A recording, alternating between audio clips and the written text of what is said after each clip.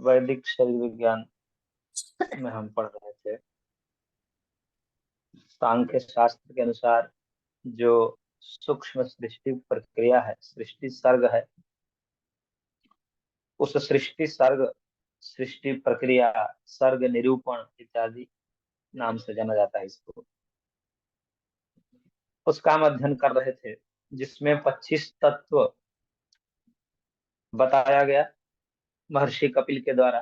पंचविंशति गण, पंचविंशति अर्थात 25, 25 का जो गण है यानी कि समुदाय है, वो 25 तत्व जो है यहाँ पर, प्रकृति से लेकर के पंचभूत पर्यंत 24 तत्व है। प्रकृति जो, जिसको माया, प्रधान, अव्यक्त, अजा, स्वधा इत्यादि वेदों में स्वधा नाम से भी कहा गया है। तो प्रकृति कहिए, प्रधान कहिए, माया कहिए, अजा कहिए, अव्यक्त कहिए, त्रिगुण कहिए, त्रिगुण सत्वरजतम, त्रिगुण कहिए, सब एक ही बात है, अलग अलग शास्त्रों में लगभग इसी को कहा जाता है।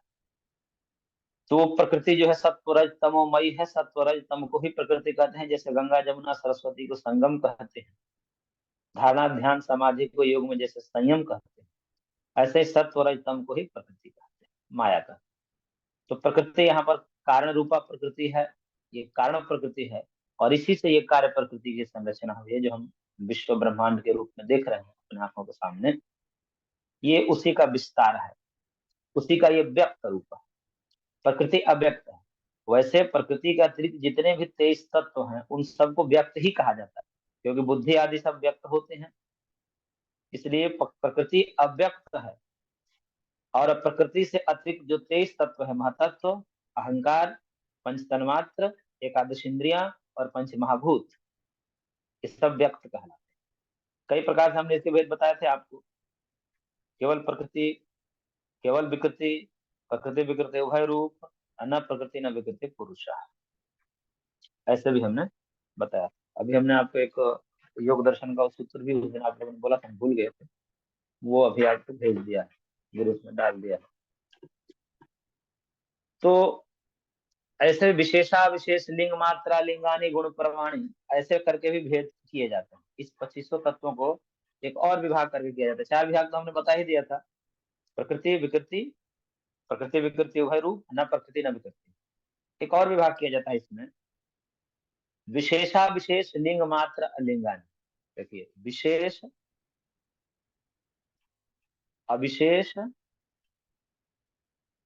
विशेष अविशेष, लिंग मात्र, लिंग मात्र या लिंग भी कहते हैं उसको, लिंग मात्र या लिंग, और अलिंग, ये भी विभाग है। जैसे प्रकृति विकृति रूप में हम 4 विभाग किए थे, वैसे ही अलग अलग नाम से, जैसे योग शास्त्र में विशेष अविशेष लिंग मात्र और अलिंग कहा गया। विशेष किसे कहते हैं, अविशेष किसे कहते हैं, लिंग मात्र किसे कहते हैं, और अलिंग किसे कहते हैं, समझ लीजिए। विशेष कहते हैं कि जो केवल विकृति है, जिसके बाद कोई विकार नहीं होता, जिसके बाद और कोई कार्य नहीं होता, ऐसे जो 16 तत्व हैं, 11 इंद्रियां और पंच महाभूत, ये विशेष कहलाते हैं। कहने का तात्पर्य, ये विशेष का एक और तात्पर्य है, भाष्यकारों ने बताया, आचार्यों ने बताया कि सुख दुख मोह आदि से जो विशेषित है, विशिष्ट है, जो सुख दुख मोह से विशिष्ट है, विशेषित है, इसलिए इसे विशेष कहा। कहने का तात्पर्य है कि एकादश इंद्रियां, जिसमें पंच ज्ञान इंद्रिया, पंच कर्म इंद्रिया और मन, ये जो है, इससे सुख दुख मोह होता है, इसलिए सुख दुख और मोह से युक्त है, विशेषित है, विशिष्ट है, इसलिए इसको विशेष कहा जाता है। और जो पंच महाभूत है, ये भी सुख दुख मोह से युक्त होकर सीधा हमें सुख दुख मोह से युक्त कराते हैं, सुख दुख मोह में कारण बनते हैं, इसलिए इनको भी विशेष शब्द से कहा जाता है। तो एकादश इंद्रियां और पंच महाभूत, ये जो है क्या है, विशेष। और उसके बाद जो है 6 अविशेष हैं, नहीं, हाँ 6 अविशेष हैं। कौन कौन से, जो सुख दुख मोह से विशिष्ट नहीं है, युक्त नहीं है, वो मोह जो है अविशेष कहलाता है। जिसमें विशेषता नहीं है, यानी सुख दुख मोह रूपी जिसमें विशेषता नहीं है, उसको अविशेष कहते हैं। ये 6 अविशेष है, जिसमें पंच तन्मात्र और एक अहंकार। अहंकार इसे अविशेष कहा जाता है। और लिंग मात्र जो है वो महतत्व को कहते हैं। लिंग मात्र, लिंग मात्र इसलिए कहते हैं कि लीनम गमयति सर्व कार्य जातम यस्मिन सलिंग, ऐसा व्युत्पत्ति है इसकी, कि जिसमें सारे पदार्थ, ये एकादश इंद्रियां, पंच महाभूत, जिसमें सब लीन हो जाते हैं महतत्व में, इसलिए इसको लिंग मात्र कहते हैं। तो लिंग मात्र किसको बोलते हैं? महतत्व को, बुद्धि तत्व को। महतत्व जो बुद्धि तत्व है उसको लिंग मात्र कहते हैं। और ये जो है प्रथम कार्य है, प्रथम कार्य है जगत का। और सारे जो है कार्य जितने भी यहाँ एकादश इंद्रियां, पंच महाभूत, पंच तन्मात्र, अहंकार सहित जो प्रथम आद्य कारण है महतत्व बुद्धि तत्व, इसमें सब लीन हो जाते हैं, और इसलिए इसको लिंग मात्र कहते हैं। और ये भी अंततः प्रकृति में लीन हो जाते हैं, सबको लेकर के, सबको अपने गर्भ में समेट कर खींच करके। जैसे पांचों ज्ञान इंद्रिया, कर्म इंद्रिया, मन अहंकार में खींचा चला गया, और इधर पंच तन्मात्र में पंच महाभूत खींचा चला गया, और पंचभूत भी जो है, ये पंच तन्मात्र भी अहंकार में खींचा चला गया, और ये सब मिल करके महतत्व में खींचा चला गया, महतत्व में विलीन हो गए प्रलय काल में। प्रलय काल में और महतत्व में विलीन होने के कारण इसको लिंग मात्र कहते हैं। और ये महतत्व भी समस्त कार्य द्रव्यों को अपने में समेट करके प्रलय काल में ये भी अंत में प्रकृति में लीन हो जाता है। तो प्रकृति क्या है? अलिंग। लिंग ऐसे कार्य को भी बोलते हैं, लिंग कार्य को भी बोलते हैं। स्वामी जी, लिंग के लिए आपने कुछ संस्कृत में एक वाक्य बोला, वो फिर से दोहरा सकोगे? लीनम गमयति यस्मिन इति लिंगम। लीनम गमयति यस्मिन इति लिंगम। सारे कार्यजात, कार्य समूह जिसमें लीन हो जाते हैं, वो प्रथम कार्य में ही लीन होंगे, महतत्व में लीन होते हैं। और महतत्व भी अंततः जो है प्रकृति में लीन हो जाता है। तो महतत्व आदि कारण होने से, लिंग मतलब कार्य भी होता है, आद्य कार्य होने से, आद्य कार्य मतलब प्रथम कार्य, प्रकृति का सबसे प्रथम कार्य जो है वो महतत्व है। इसलिए वो प्रथम कार्य में समस्त जगत का पहले लीन किया गया, इसलिए उसको लिंग मात्र कह दिया। और प्रकृति अलिंग है, किसी का कार्य नहीं है। प्रकृति किसी का कार्य नहीं है, इसलिए उसको अलिंग कहा।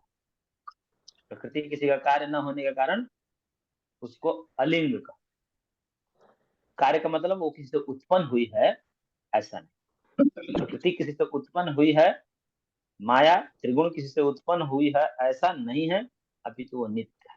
इसलिए उत्पन्न न होने के कारण, वह किसी का कार्य न होने के कारण उसको हम अलिंग कहते हैं। तो प्रकृति यहाँ पर अलिंग हो गई। ठीक है? प्रकृति किसी का कारण, वो अजा है, वो नित्य है। जिस प्रकार से पुरुष नित्य है, वैसे प्रकृति भी नित्य है। तो पुरुष और प्रकृति ये दोनों नित्य तत्व है, अनादि तत्व है। इनका कभी नाश नहीं होता, न कभी उत्पन्न होते हैं। प्रकृति और पुरुष ये दो तत्व कैसे हैं? नित्य तत्व। ठीक है? अब देखिए, इसमें हमने अभी चर्चा की थी, अब इसमें थोड़ा गुणधर्म की चर्चा कर लेते हैं। ये क्योंकि सब जो है सूक्ष्म है, ये सब सूक्ष्म है, और सूक्ष्म होने से दिखते तो नहीं है नहीं, पर अनुभव में कैसे आते हैं? ये गुणधर्म से इसका अनुभव हम करते हैं। इनके कुछ गुणधर्म है, उस गुणधर्म के आधार पर हम इसका ज्ञान करते हैं। सबसे पहले जो है, सबसे प्रथम कार्य क्या है? प्रकृति है, ये नहीं।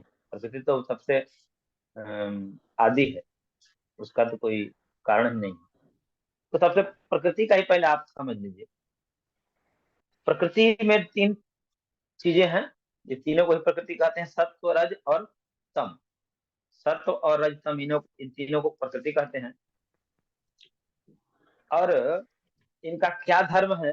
तो अभी एक सूत्र मैंने आपको ग्रुप में भी डाला है। प्रकाश क्रिया स्थितिशीलम भूतेन्द्रियात्मकम भोगा अपवर्गार्थम दृश्य। प्रकाश क्रिया स्थितिशीलता, ये सत्व और रज, सत्व रज तम के धर्म। तो सत्व के धर्म हो गया क्या? प्रकाश। प्रकाश मतलब ज्ञान, ज्ञान ज्ञान। कराना, ये सत्व का काम है। रज का काम है चंचलता, क्रिया, क्रियाशीलता जो है, क्रियाशीलता जो है वो रज का काम है। और तम का काम जो है ठहराव, स्थिरता, स्थिरता प्रदान करना, ये तम का काम है। तो प्रकाश क्रिया स्थितिशीलम भूतेन्द्रियात्मकम भोगापवर्गार्थम दृश्यम। तो ये सत्व प्रकाश का कार्य है, रज ये क्रियाशीलता जो है, नहीं उल्टा मैं बोल दिया, प्रकाश सत्व का कार्य है, क्रियाशीलता रज का कार्य है, और स्थितिशीलता ठहराव तमस का कार्य है। यही कार्य नहीं है, और है एक सूत्र है सांख्य में, प्रीति अप्रीति विषादादि गुणा नाम अन्य अन्य वैधर्म्य। प्रीति, प्रीति मतलब सुख, प्रीति मतलब सुख, सुख जो काम सत्व का है, सत्व से सुख होता है। अप्रीति मतलब दुख, तमस रजस से दुख होता है, रजस का कार्य है दुख। और विषाद, विषाद मतलब मोह, अज्ञान, ये तमस का काम है। प्रीति, अप्रीति, विषाद आदि से और है जितने भी जो है श्रद्धा और जितने भी सद्गुण हैं वो सब सत्व के धर्म हैं। और जितने दुर्गुण हैं, जैसे दुख है, क्रोध है, क्रोध है, द्वेष है, दंभ है, ये सब रजस के कार्य है।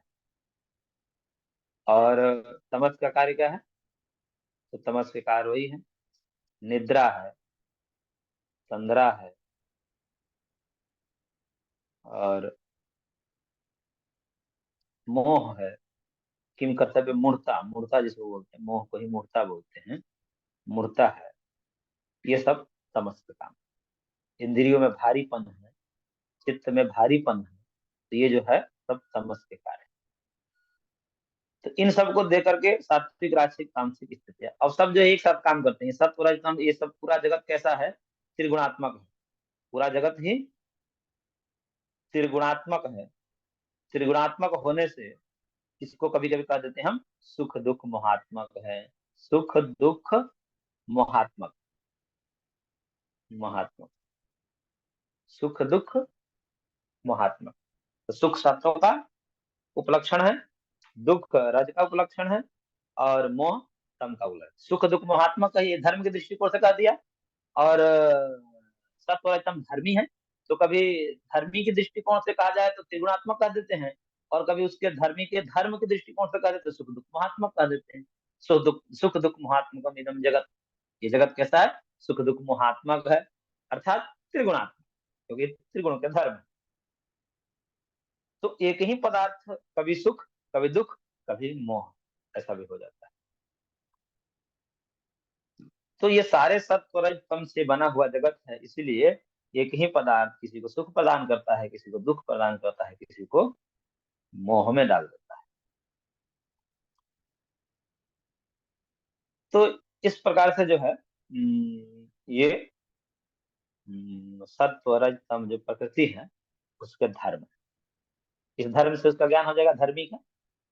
जैसे अग्नि दिखाई नहीं दे रही है, अग्नि दृष्ट नहीं है, उस अदृश्य अग्नि को हम उसके गुणों से अनुमान कर लेते हैं।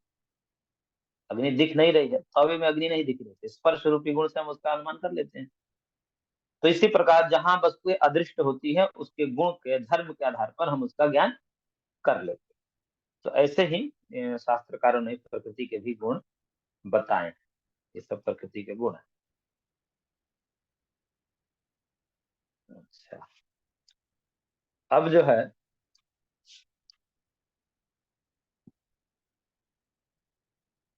बुद्धि के, ये तो होगा प्रकृति, ये सब प्रकृति के धर्म हो गए। अब जो बुद्धि है जिसे महतत्व कहते हैं, बुद्धि अर्थात महतत्व, महतत्व, बुद्धि तत्व, इसका क्या गुण है? ये देखिए, तीन अंतःकरण है, मन, बुद्धि और अहंकार। ये तीनों पढ़ा गया ना। प्रकृति का पहला कारण बुद्धि, बुद्धि का कार्य अहंकार और अहंकार का कार्य मन। सात्विक अहंकार का कार्य मन का है ना। ये तीनों हैं, ये तीनों अंतःकरण में आते हैं। इन तीनों को अंतःकरण कहते हैं। अंतःकरण, मन, बुद्धि और अहंकार, ये तीन अंतःकरण है। बाह्यकरण और अंतःकरण समझ रहे हैं? जो अंदर विद्यमान है, दिखता नहीं है, वो अंतःकरण है। ज्ञान के साधन को करण कहते हैं। देखिए, कर्ण मतलब साधन, कर्ण मतलब साधन। किसका साधन? आत्मा के ज्ञान का साधन। आत्मा का, आत्मा के ज्ञान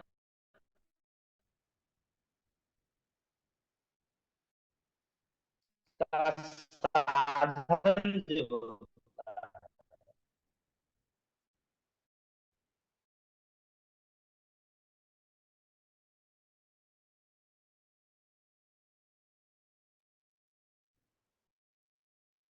स्वामी जी।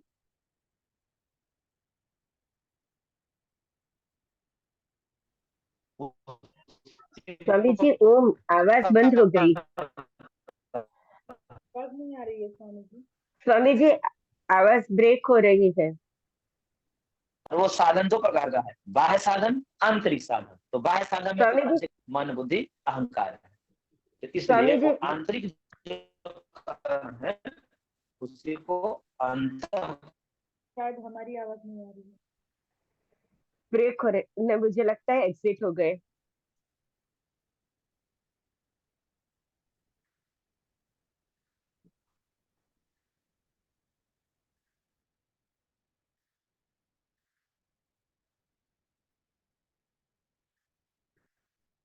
स्वामी जी एग्जिट हो गए हैं, नेटवर्क प्रॉब्लम।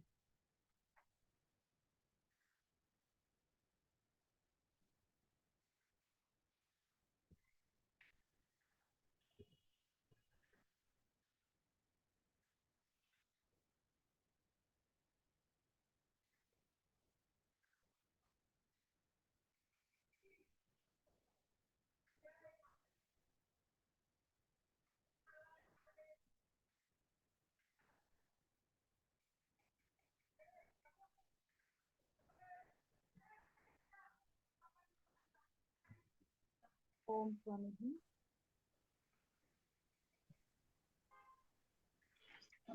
ओम।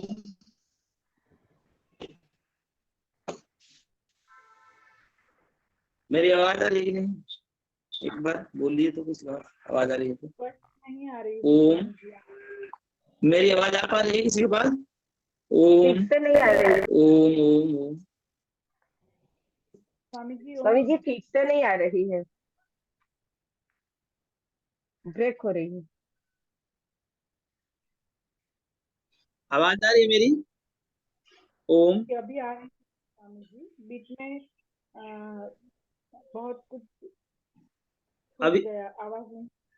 नहीं, बीच में आ ही नहीं रहा, कुछ नेटवर्क समस्या हो गई थी, इसलिए वो कट गया। मैं भी देख अब रहा आ रही है स्वामी जी। हूँ। अभी आवाज आ रही है ना? हाँ, मुझे आ रही है। अच्छा अच्छा, हाँ ठीक अभी है।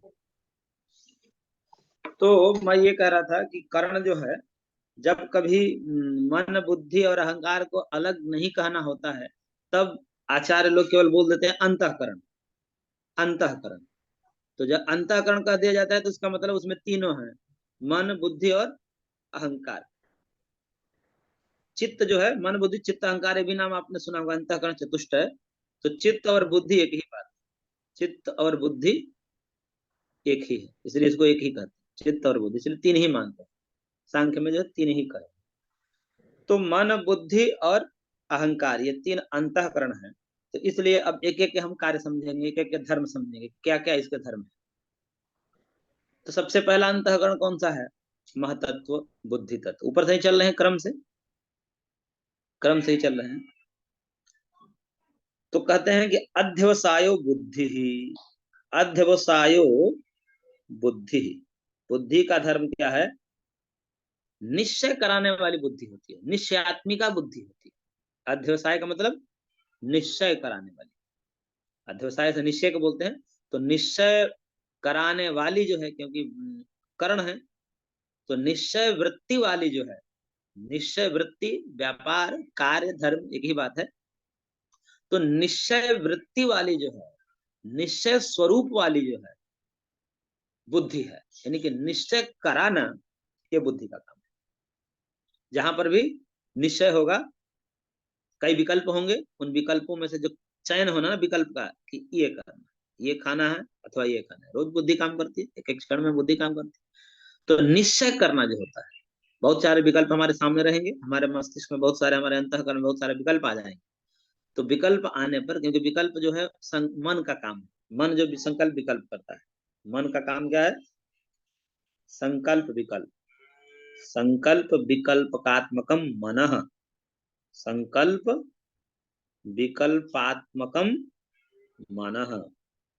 मन क्या करता है? संकल्प विकल्प करता है। तो संकल्प करेगा, विकल्प करेगा, उसमें बहुत सारे विकल्प आ जाएंगे, तो ये मन का कार्य है। उन विकल्पों में से किसी एक विकल्प का चयन करना, ये बुद्धि का काम है। तो बुद्धि क्या करती है? निश्चय करती है। बुद्धि निश्चय वाली, तो निश्चयात्मिका बुद्धि होती है, ये इसका स्वरूप है। और केवल यही नहीं है, तत्कार्यम धर्मादि, तत्कार्यम धर्मादि, इसके धर्मादि और भी कार्य हैं। जब ये बुद्धि जो है सत्व प्रधान होती है, तो ये बुद्धि धर्म, वैराग्य, ऐश्वर्य और ज्ञान, इसमें प्रवृत्त होती है। जब बुद्धि सत्व प्रधान होती है तो क्या हो गया? धर्म, वैराग्य, ऐश्वर्य और ज्ञान में रुचि रखेगी। और यही बुद्धि जब रजस और तमस से आच्छादित हो जाती है, रजस और तमस प्रधान हो जाती है, ये बुद्धि, बुद्धि में रजस तमस जो है का लेस आ जाता है, तो यही बुद्धि विपरीत, महदुपरागात विपरीतम, यही महतत्व जब विपरीत उपराग हो जाता है सत्य रजस और तमस से, तो विपरीत हो जाती है, यानी कि अधर्म, अवैराग्य, उल्टा हो जाएगा, ये चारों का उल्टा, अवैराग्य, अनैश्वर्य, अनैश्वर्य, अनैश्वर्य, ऐश्वर्य का उल्टा अनैश्वर्य, ज्ञान का उल्टा अज्ञान। तो इस प्रकार से ये बुद्धि के 8 धर्म हो जाते हैं। बुद्धि का स्वरूप तो बता दिया, अध्यवसाय बुद्धि, ये बुद्धि का स्वरूप है, ये कराती है। लेकिन इसके अतिरिक्त और भी इसके धर्म हैं, ये बुद्धि के 8 धर्म हैं। जब बुद्धि सत्व प्रधान होती है, तो ऐसे तो बुद्धि सत्व प्रधान ही है, सत्व प्रधान ही बुद्धि है, परंतु इसमें भी असर पड़ता है रजस तमस का। तो रजस तमस का जब लेस होता है तो अधर्म, अवैराग्य, अनैश्वर्य और अज्ञान का में रुचि रखेगी। और सत्व प्रधान बुद्धि रहेगी अपने स्वरूप में, कोई आवरण न रहेगा बुद्धि पर, तो धर्म, वैराग्य, ऐश्वर्य और ज्ञान में रुचि रखेगी। तो ये बुद्धि के धर्म, ठीक है। अब अहंकार, अहंकार, अहंकार का क्या कार्य है? तो कहते हैं कि अभिमानो अहंकार, अभिमानो अहंकार, अभिमान वृत्ति वाला अहंकार है। अभिमान वृत्ति मतलब मैंपन का बोध कराने वाला जो करण है, मैंपन का बोध कराने वाला करण है, इसको अहम वृत्ति बोलते हैं, अहम वृत्ति। तो अहम वृत्ति वाला जो है वो अहंकार होता है। जैसे कुंभकार शब्द बना है ना, कुंभकार किसी को बोलते हैं? कुंभकार किसको बोलते हैं? कुंभ बनाने वाले को सर। हाँ, कुंभ बनाने वाले को। तो शब्द कुंभम करोति इति कुंभकारः, कुंभ जो करता है यानी कि बनाता है, इति कुंभकारः, कुंभम करोति इति कुंभकारः। ऐसे ही अहंकार का क्या शब्द कैसे बनेगा? बताइए सेतु जी। जैसा आपने बताया, जो जो है अहम करे, धारण करे। बोलिए संस्कृत एक लाइन बोलिए, कुंभम करोति इति कुंभकारः, ऐसे अहंकार को बोलिए। अहम करोति इति अहंकार। गुड। हाँ, अहम करोति इति अहंकार। अहम को जो कराता है, करता है, वो अहंकार है, करना है। तो अहम करोति इति अहंकार। तो अहम को जो कराने वाला होता है, यही अहंकार है, ये भी अंतःकरण है। और ये अहंकार न रहे, मैंपन का बोध न रहे, तो ये सृष्टि चलेगी, जगत चलेगी। मैं खा रहा हूँ, मैं पी रहा हूँ, मैं पढ़ रहा हूँ, मैं पढ़ा रहा हूँ, ये सब बोध खत्म हो जाएगा। इसलिए अहंकार एक कारण है, और इसके बिना जो है कार्य नहीं चलेगा। वो वाला अहंकार नहीं है जिसको समाज में दुर्गुण के रूप में प्रयोग करते हैं, ये कारण है, ये द्रव्य रूप है। अच्छा, एक और बात आपको समझनी चाहिए, वो मैंने भूल गया बताते बताते हुए। ये सत्व रजतम को त्रिगुण कहते हैं। गुण भी तीन है, इसलिए त्रिगुण कहते हैं। गुण शब्द से कहा जाता है, गुण शब्द से कहा जाता है। आपसे पूछा जाए कि ये जो सत्व रजतम है, गुण है कि द्रव्य है? गुण है कि द्रव्य है? द्रव्य गुण में अंतर समझते हैं? नहीं स्वामी जी। नाउन और एडजेक्टिव। नहीं ना, वो तो संज्ञा हो गई विशेष।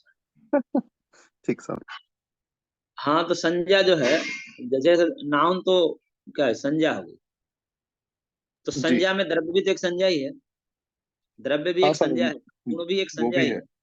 जी जितने नाम है वो तो शब्द है। द्रव्य मतलब, संस्कृत में तो मैं बोल दूंगा सूत्र में, पर जो गुण का आश्रय हो द्रव्य, जो गुण का आश्रय है, उसे द्रव्य कहते हैं। गुण समझते हैं, 24 गुण है। आपको एक बार बताया था ना, आपको बताया था, किसको बताया था? दर्शन प्रवेश वाली कक्षा में शायद बताया था क्या? आप लोगों को बताया था 24 गुण? नहीं स्वामी जी, नहीं पता है। जी जैसे रूप, रस, गंध, स्पर्श, संख्या, परिणाम, पृथकत्व, संयोग, विभाग, परत्व, अपरत्व, सुख, दुख, इच्छा, द्वेष, प्रयत्न, द्रवत्व, स्नेह, संस्कार, धर्म, अधर्म और वेग। ये 24 गुण है। स्वामी जी और ये थोड़ा स्लो बोल के हमें लिखवा दीजिए ना, 24 गुण। वो आपकी आवश्यकता, वो काम की चीज नहीं, बस इतना ही मैंने बोल अच्छा, दिया। ओके ठीक है। आप बस इतना जान जाइए कि ये जो गुण होते हैं, और एक गुणी होता है, गुण जिसमें रहते हैं वो गुणी, उसी को द्रव्य कहते हैं। गुणों का जो आश्रय होता है द्रव्य, जैसे आप ऐसे समझिए, लाल, ये वस्त्र दिख रहा है ना, ये वस्त्र कैसा है? लाल है। तो ये लाल गुण हो गया। लाल क्या हो गया? गुण हो गया। ये लाल गुण जिसमें रहता है, वो द्रव्य हो गया। ये लाल गुण किसमें है? उसका नाम क्या है? उस गुणी का नाम क्या है? वस्त्र। कपड़ा। वस्त्र। जी तो वस्त्र द्रव्य हो गया। तो ऐसे ही रूप है, रस है, गंध है, शब्द है, स्पर्श है। तो उसका आश्रय जो है, उसका जो आधार है, उसको द्रव्य कहते हैं। ठीक है, जैसे मीठा है, कोई चीज मीठा लग रहा है, मीठा, रसगुल्ला है, मीठा लग रहा है, मीठा रस है, गुण है। मीठा एक मधुर गुण है ना, मधुरता एक गुण है। तो ये मधुरता किसमें है? मधुरता किसमें है? रसगुल्ले में, रसगुल्ले में है। मिठाई में। हाँ, मिठाई, जो भी मिठाई है, रसगुल्ला, बर्फी, जो भी। तो रसगुल्ला या बर्फी द्रव्य। ठीक है ना? तो गुण और क्रिया, ये दो चीज देखी जाती है। गुण और क्रिया का जो आश्रय होता है, उसे द्रव्य कहते हैं। क्रिया समझ रहे हैं ना? गमन आगमन आदि क्रियाएं जो होती है, हलचल, उसको जो है एक स्थान से दूसरे स्थान पर खिसकना, इसको क्रिया बोलते हैं। और गुण तो बता ही दिया, रूप, रस, गंध, सब। रूप में भी लाल, नीला, पीला, मतलब रंग को रूप बोलते हैं। संस्कृत में रंग को रूप बोलते हैं। जितने रंग है, तो रूप उसको बोलते हैं। वो रूप जिसमें होते हैं, उसको द्रव्य बोलते हैं। रस, रूप जितने भी प्रकार के रूप होंगे, लाल, नीला, पीला, काला, वाला जो पदार्थ होगा, वो जो लाल, नीला, पीला आदि रंग जिसमें होंगे, उसको द्रव्य कहते हैं। ऐसे रस, रस में जो है, मधुर रस है, अम्ल है, खट्टा है, तीखा है, कड़वा है, मीठा है, नमकीन है। ये जो रस हैं, ये रस जिसमें रहते हैं वो भी द्रव्य कहलाएंगे। ऐसे ही गंध सुरभि है, असुरभि है, सुगंध है, दुर्गंध है। सुगंध में भी अनेक प्रकार के सुगंध, दुर्गंध में भी अनेक प्रकार के दुर्गंध। तो ये सुगंध और दुर्गंध का जो आश्रय है वो भी द्रव्य कहलाएंगे। तो रूप, रस, गंध, स्पर्श, स्पर्श भी है, ठंडा है, गर्म है, कठोर है, मृदु है, और उसमें एक जो है नुकीला है, नोकदार है। तो ये मृदु, कठोर, ठंडा, गर्म, ये जो है स्पर्श कहलाता है। तो ये स्पर्श जिसमें होगा वो भी द्रव्य कहलाएगा। तो रूप, रस, गंध, स्पर्श, शब्द, शब्द जिसमें होगा वो भी द्रव्य कहलाएगा। इस पर बहुत सारे 24 गुणों का जो आश्रय है, और क्रिया का जो आश्रय है, क्रिया जिसमें होगी, क्रिया जिसमें होगी उसको क्या कहेंगे? द्रव्य कहेंगे। अब देख लीजिए, क्रिया किसी में हो रही है, गेंद में क्रिया हो रही है, हमारे शरीर में क्रिया हो रही है, मतलब आवागमन हो रहा है एक स्थान से दूसरे स्थान तक, खिसकना को क्रिया बोलते हैं। क्रिया भी 5 प्रकार के होते हैं: क्षेपणम, अवक्षेपणम, आकुंचनम, प्रसारणम इति गमनम इति कर्माणि। क्रिया अर्थात कर्म। ऊपर जाना, नीचे जाना, वस्तु का ऊपर जाना उसको उत्क्षेपण बोलते हैं, नीचे आने को अवक्षेपण बोलते हैं। आकुंचन मतलब सिकुड़ना, प्रसारण मतलब फैलना, और गमन आगमन खुदकना, इधर उधर जाना। जैसे गेंद का फुटबॉल में जो गति होती है उसको गमन कहते हैं, इधर उधर जाना। फुटबॉल की खिलाड़ी में जो गति हो रही है उसको गमन कहते हैं। तो इस प्रकार से क्रिया हो, ये सब क्रिया है। क्षेपण क्या बोला? क्षेपण, उत्क्षेपण छोड़ दीजिए, वो आपकी बात वो नहीं है काम की, बस बस आप क्रिया से बस समझिए। क्रिया समझ गए ना? वस्तु का हिलना डोलना, एक स्थान से दूसरे स्थान तक जाना, उसको क्रिया कहते हैं। उसको 5 भाग में बांट दिया, वो अलग बात है, वो नाम में आप उलझ जाएंगे। हमको वहां नहीं ले जाना है आपको, बस आपको समझाना इस बहाने कुछ, इसलिए मैं बोल दिया। तो कहने का मतलब मेरे को द्रव्य समझाना था। तो द्रव्य किसे कहते हैं? क्रिया और गुण के आश्रय को द्रव्य कहते हैं। यानी कि क्रियावान और गुणवान जो है वो द्रव्य है। ठीक है? क्रियावान और गुणवान जो है वो द्रव्य है। अब कोई जरूरी नहीं है कि जितने भी क्रिया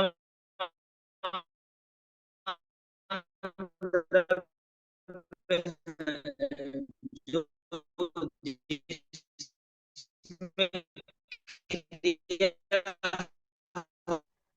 स्वामी जी आवाज ब्रेक हो रही है।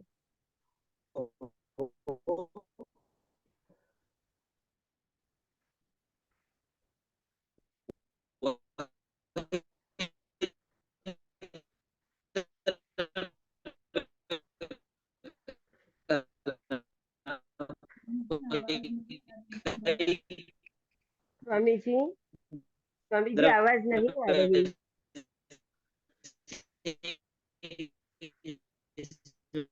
स्वामी की आवाज क्रिया नहीं होती। निष्क्रिय द्रव्य भी होते हैं। द्रव्य भी 2 प्रकार के होते हैं, सक्रिय द्रव्य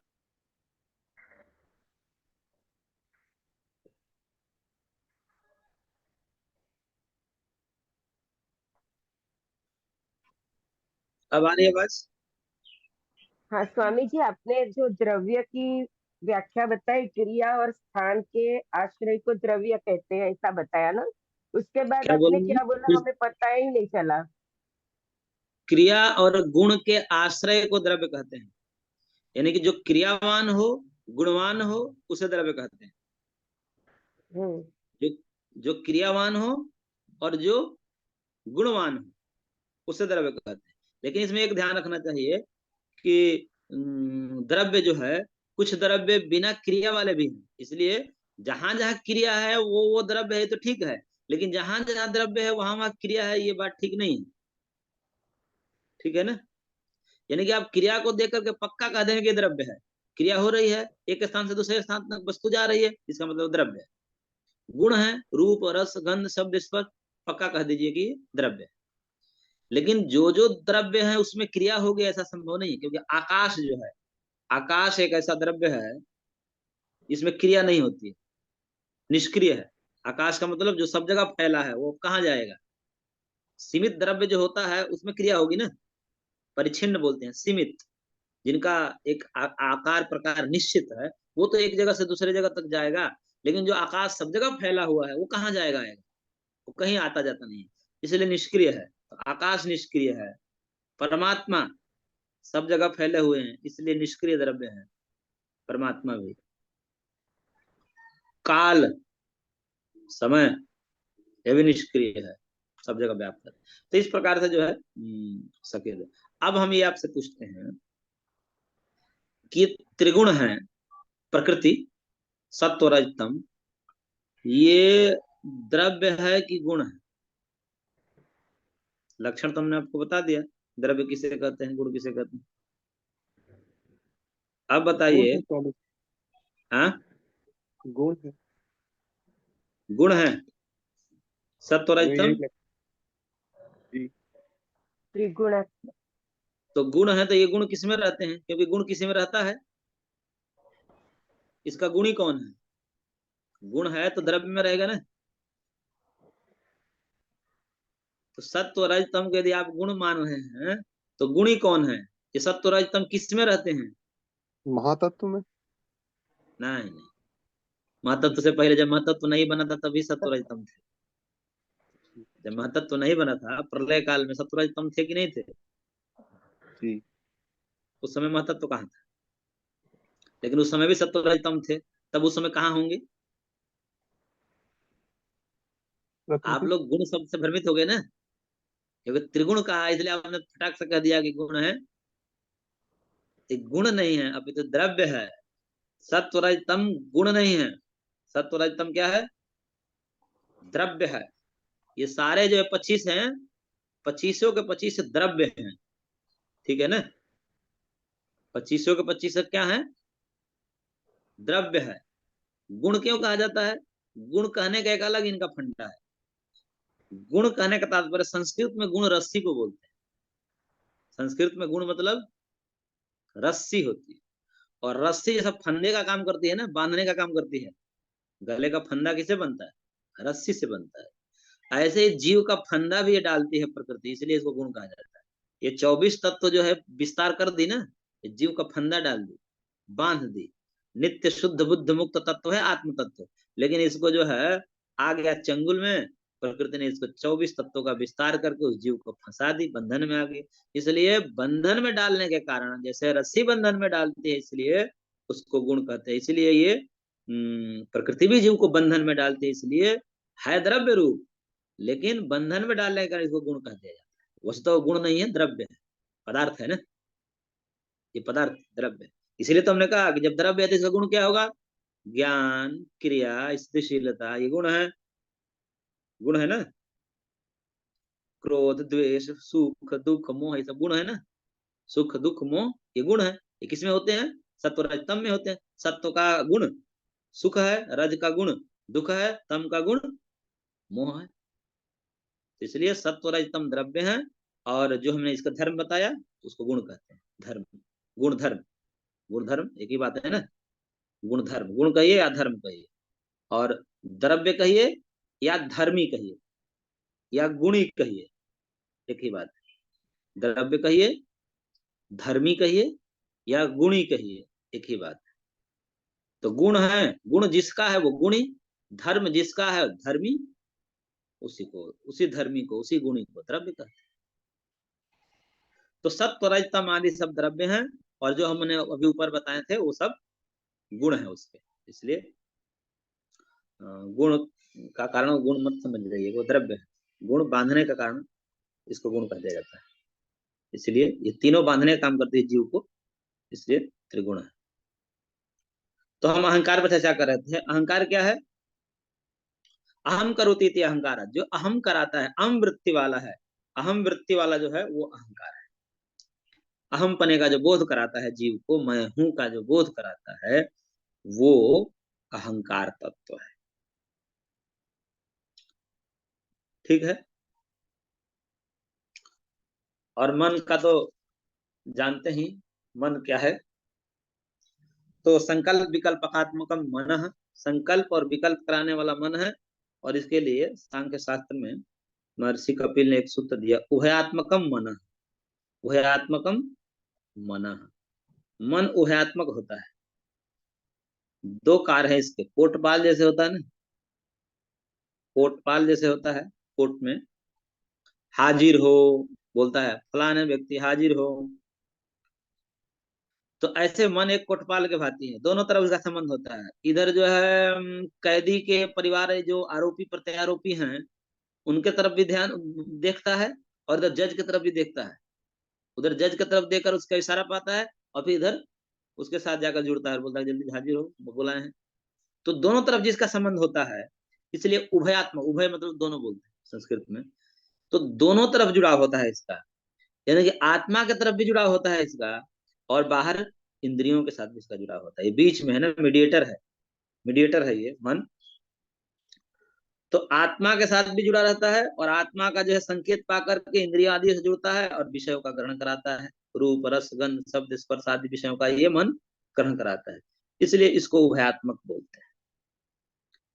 इंद्रियों के माध्यम से जुड़ता है तो बहिर्मुखी हो जाता है, संसार का ज्ञान कराता है, और यही मन ध्यान के माध्यम से इंद्रियों आदि से हट करके अंतर्मुखी आत्मा में लग जाता है, तो आत्मा का ज्ञान करा लेता है, आत्मज्ञान हो जाता है। मन में मन क्या करते हैं, ध्यान में मन को ही तो एकाग्र करते हैं। वही मन जो है बाहर है, इंद्रियों आदि के, आंख कान नाक जीभ त्वचा इन ज्ञान इंद्रियों के साथ जुड़ता है, तो बाहरी संसार का ज्ञान कराता है, और यही बाहरी ज्ञान इंद्रियों से हट करके आत्मा में लगता है, अंदर लगता है, तो आत्मज्ञान करा देता है, इसलिए भी इसको उभयात्मक बोलते हैं। मन एवं मनुष्याणाम कारणम बंध मोक्षयोः, बहुत प्रसिद्ध श्लोक है, आपने सुना होगा।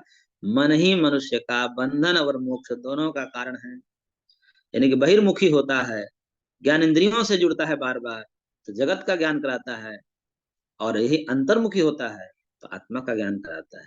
बाहरी के संसार से जुड़े रहने पर बंधन होता है, और अंदर भगवान से जुड़ने पर मोक्ष होता है, इसीलिए इसे उभयात्मक कहते हैं।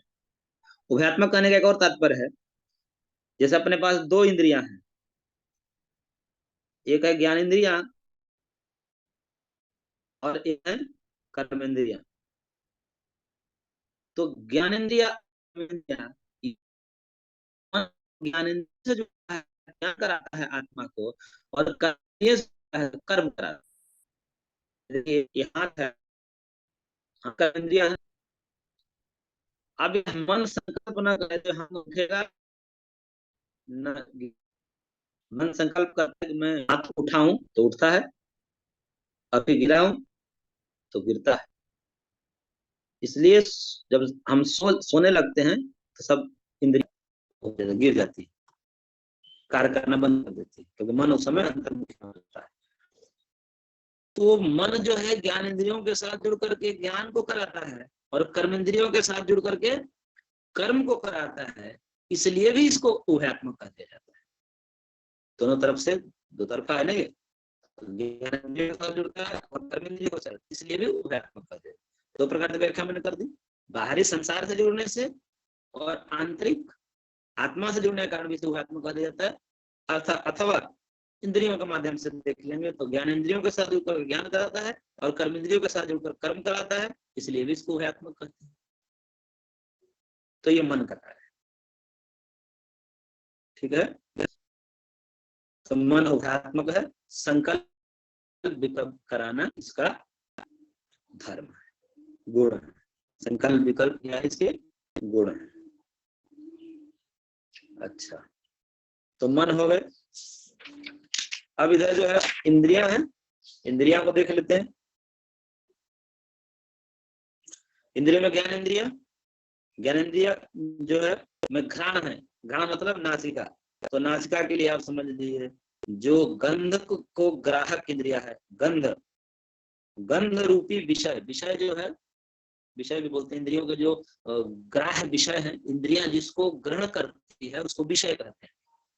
इंद्रियां जिसको ग्रहण करती है उसे विषय बोलते हैं। तो घ्राण किसे कहते हैं, तो कहते हैं कि गंध ग्राहक इंद्रिया का नाम घ्राण है। ग्राहक मतलब ग्रहण करने वाला, ग्रहण करने वाले को ग्राहक बोलते हैं। दुकानदार और ग्राहक, जो ग्राहक शब्द है ना, जो ग्रहण करता है सामान। तो गंध का जो ग्राहक इंद्रियां है उसका नाम है घ्राण, नासिका हिंदी में बोलते हैं। उसी प्रकार जो रस का ग्राहक इंद्रिया है, यानी कि रस को ग्रहण कराने वाली इंद्रिया है, उसका नाम रसना है। और रूप को ग्रहण कराने वाली इंद्रिया का नाम चक्षु है। स्पर्श को ग्रहण कराने वाली इंद्रिया का नाम त्वचा है, स्पर्श। और शब्द को ग्रहण करने वाले इंद्रिय का नाम श्रोत्र है। तो इस प्रकार से ये इनके विषय हैं। घ्राण के विषय गंध, रसना का विषय रस, चक्षु का विषय रूप, त्वचा का विषय स्पर्श और श्रोत्र शब्द। ये इंद्रिया है। कर्म इंद्रिया में वाक बोलने का कार्य करती है, बोलना इसका व्यापार है, कार्य है। जो वाणी बोलती है, नहीं तो व्यक्ति गूंगा हो गया। गूंगे की जो वाणी क्या होती है, इसकी खराब हो गई वाणी, वाक इंद्रिय में दोष हो गया, तो वाक इंद्रिय में दोष होगा तो बोल नहीं पाएगा, गूंगा हो जाएगा। ये मुख ही नहीं है, केवल मुख होने से, मुख तो उसका ऐसा है जैसे जैसे हमारी जीवा है वैसे भी उसकी जीवा है, दांत भी वैसे ही, सब वैसे ही है, पर तो बोल नहीं पा रहा है। क्यों? तो वाक इंद्रियां उसके जो है खराब है। तो वाक इंद्रिया मानो कि अधर्म के कारण, अधर्म ही कहना चाहिए, अधर्म के कारण कभी कभी क्या होती है, इंद्रियां जो है अपना कार्य करना छोड़ देती है। अधर्म के कारण, ये पूर्व जन्म में कोई धर्म हो जाए, इस जन्म में कोई धर्म हो जाए, इंद्रियां जो है अपना कार्य करना छोड़ देती। तो वाक वाणी जो है बोलने का काम है, तो बोलना है ये वाक इंद्रिय का कार्य है। आहरण विहरण करना, पानी ये आदान प्रदान करना, आदान प्रदान करना, लेना देना, ये जो है हाथ का काम है। पानी आहरण विहरण करना, आहरण स्वामी विहरण जी करना फिर से चाहिए। आवाज ब्रेक हो रही है। हाँ, आहरण विहरण करना, आहरण विहरण करना,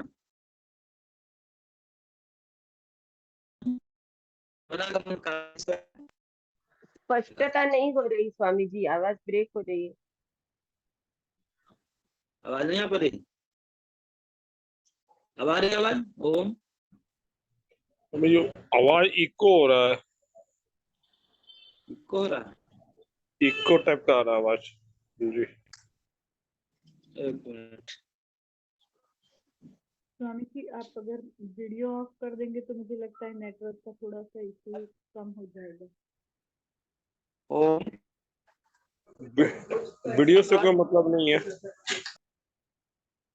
वीडियो बंद करूंगा। आवाज आ रही है? ओम स्वामी जी ओम ओम आवाज, हाँ जी अभी आ रही है। आवाज आ रही है? ये आ रही आ रही स्वामी है हाँ, जी। आ रही स्वामी जी आ रही है स्वामी जी। वीडियो कर देंगे बंद करके। तो मैं कह रहा था वाक समझ गए, वाक वाक पानी मतलब हाथ। तो इस इंद्रिया का काम क्या क्या है? आदान प्रदान करना। पाद पैर का क्या है? आहरण विहरण करना, चलना फिरना। पायु जो मल का निष्कासन करना, ये कार्य है। और उपस्थ जो मूत्रेंद्रिय है, मूत्र आदि का विसर्जन करना और संतान उत्पत्ति करना, ये जो है उपस्थ इंद्रिया का कार्य है।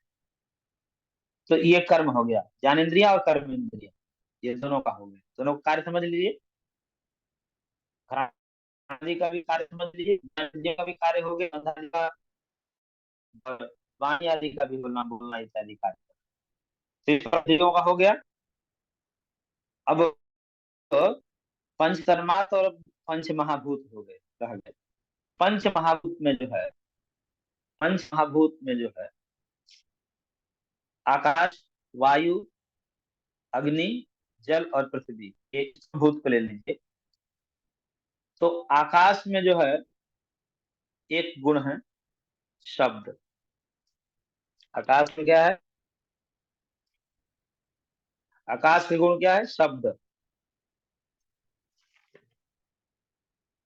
और आकाश के बाद वायु है, तो वायु का गुण है स्पर्श, लेकिन ऊपर से आ गया शब्द भी मिल गया, इसमें दो गुण हो गए इससे, स्पर्श और शब्द। इसलिए वायु चलती भी करती है, आवाज भी करती है ना, तो शब्द गुण और स्पर्श भी है इसमें।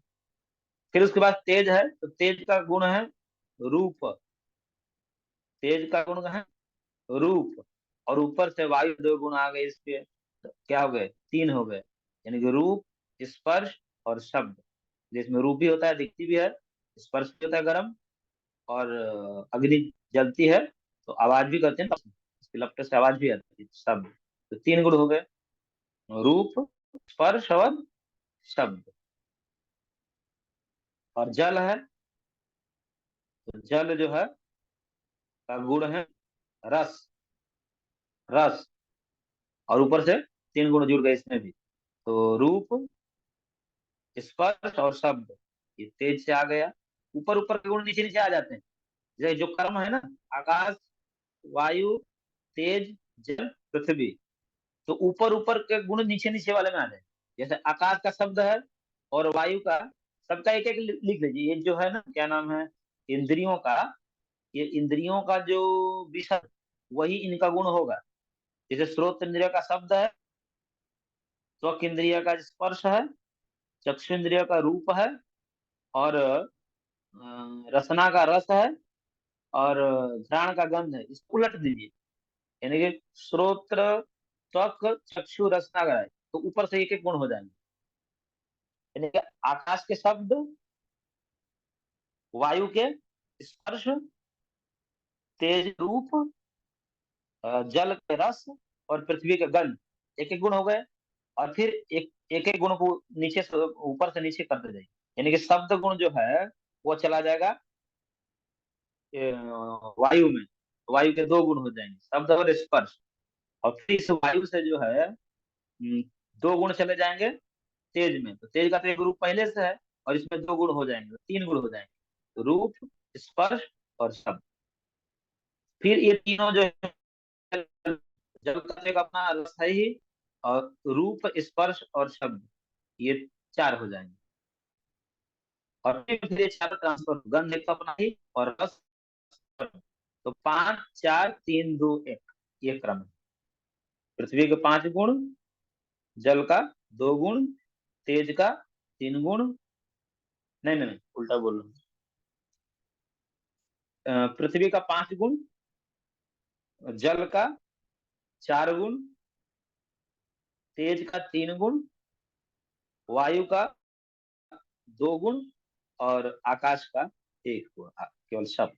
तो ये सब 5 4 3 2 1 ऐसा, आकाश, पृथ्वी, जल, तेज, वायु, आकाश। पृथ्वी के 5, जल के 4, और अग्नि के 3, वायु के 2, और आकाश के 1। तो इस प्रकार से ये गुणों का समायोजन। और ये तन्मात्र है, ये जो जिसे न्याय में परमाणु कहा जाता है, वो यही पृथ्वी के परमाणु है, जल के परमाणु है, तेज के परमाणु है, वायु के परमाणु है। ये न्याय वैशेषिक इसके परमाणु कहते हैं। और सांख्य कहता है कि ये परमाणुओं के भी कारण होते हैं, परमाणु भी अंतिम कारण नहीं है, इसके भी कारण तन्मात्र है।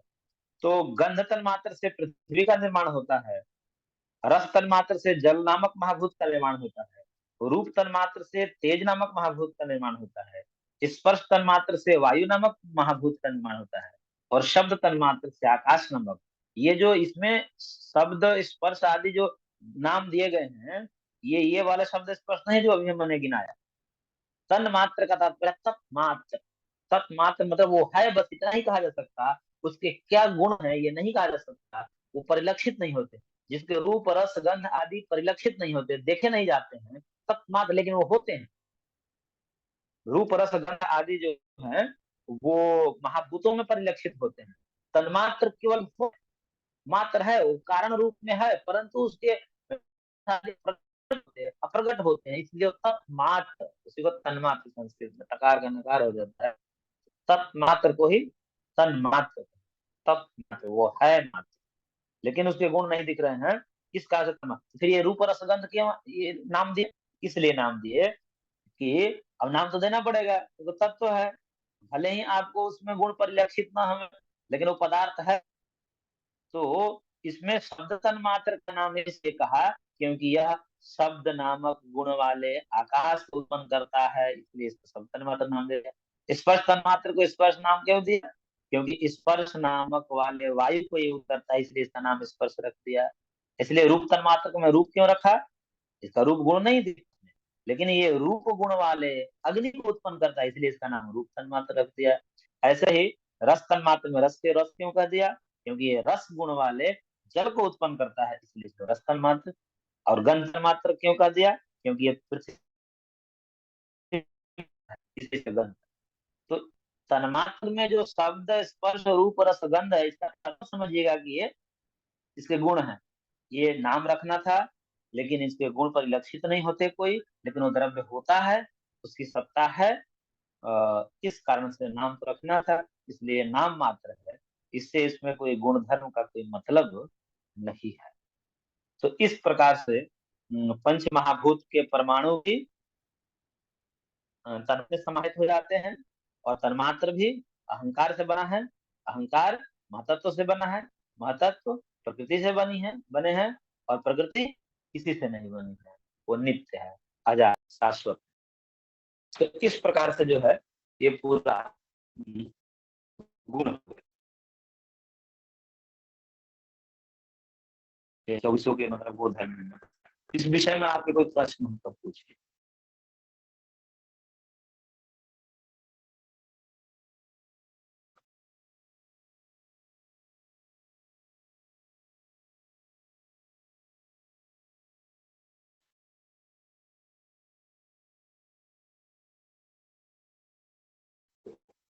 कमेंट किया, सही लिखा है इन्होंने। आकाश के शब्द गुण, वायु शब्द स्पर्श, स्पर्श शब्द स्पर्श, जल के रस शब्द रस, पृथ्वी के गंध रूप रस शब्द स्पर्श।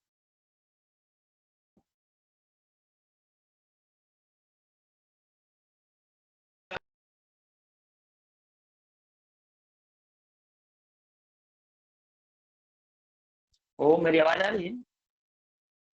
जी स्वामी जी आ रही है।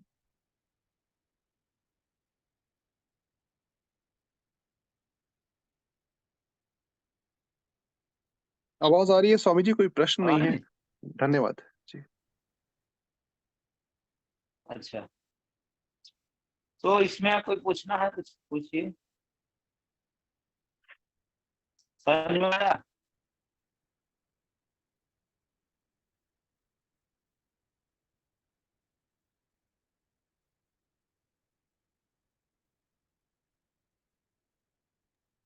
अब आवाज नहीं आ रही है, बीच में लगता है। आवाज कट रही है। ओहो। अब आवाज आ रही है? ओम आ रही है स्वामी जी, जी अभी आ रही है। पता स्वामी जी नहीं आज नेटवर्क की तो समस्या है। प्रश्न नहीं है, बस सिर्फ ये एक मुझे चीज पूछनी थी कि जैसे आपने कहा ना कि मन बुद्धि और ये तीन को अंतःकरण कहा जाता है, तो कई जगह पर जो जी। अंतःकरण चतुष्टय में चित्त को अलग से बताया है, वो चित्त को आपने बुद्धि कहा, तो चित्त को जी, बुद्धि जी। मान सकते। कई बार जैसे हम योग दर्शन की व्याख्या में पढ़ते हैं योग चित्त वृत्ति निरोध, तो वहां पर हम मन को हाँ। समझते हैं, तो चित्त को मन समझना चाहिए या बुद्धि समझना चाहिए? बुद्धि, बुद्धि है वहाँ। चित्त का मतलब बुद्धि है, चित्त वृत्ति, और यहाँ पर सांख्य में बुद्धि वृत्ति इसको बोलते। तो चित्त वृत्ति निरोध यानी कि बुद्धि वृत्ति निरोध। हाँ, अंतःकरण वहां पर जो है अलग से नहीं कहा है, योग में अलग से नहीं कहा है, अंतःकरण से ही सबको ले लिया है। सांख्य में उसको अलग अलग कहा है, तो जहां पर अलग नहीं कहा जाता है उसको अंतःकरण रूप मान लिया जाता है, और जहाँ पर अलग अलग विभाग कर दिया तो वहां तो अलग कर ही दिया, उसमें तो अलग करने की आवश्यकता नहीं। लेकिन जहाँ पर अलग नहीं करते तो समझना चाहिए कि सबको एक ही में अंतःकरण के रूप में ले लिए, तो वहां अंतःकरण कह देना चाहिए। जहाँ पर विभाग नहीं है वहां अंतःकरण कह देने सब आ जाते हैं इसमें।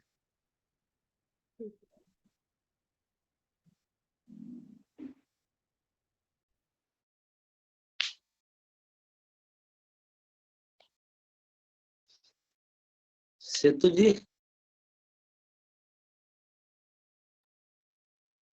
सेतु जी कहाँ गए, निकल लिएगा।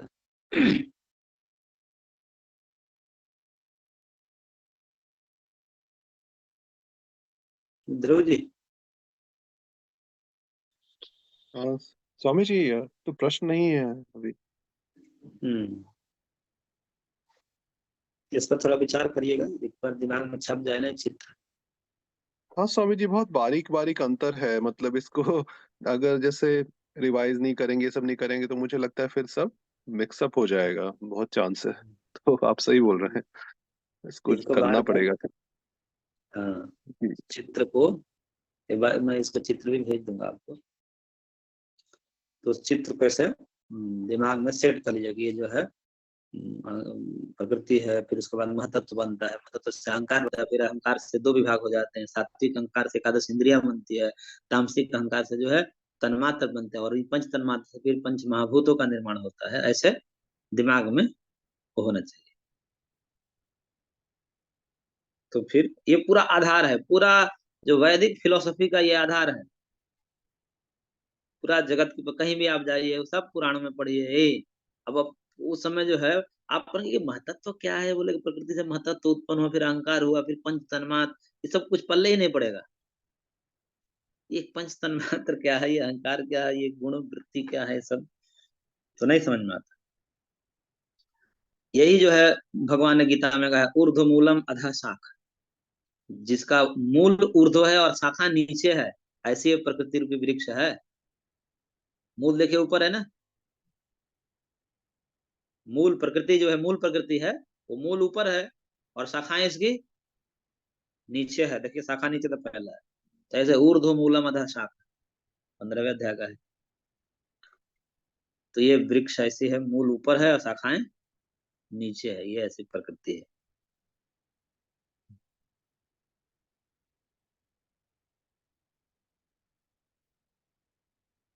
ठीक है,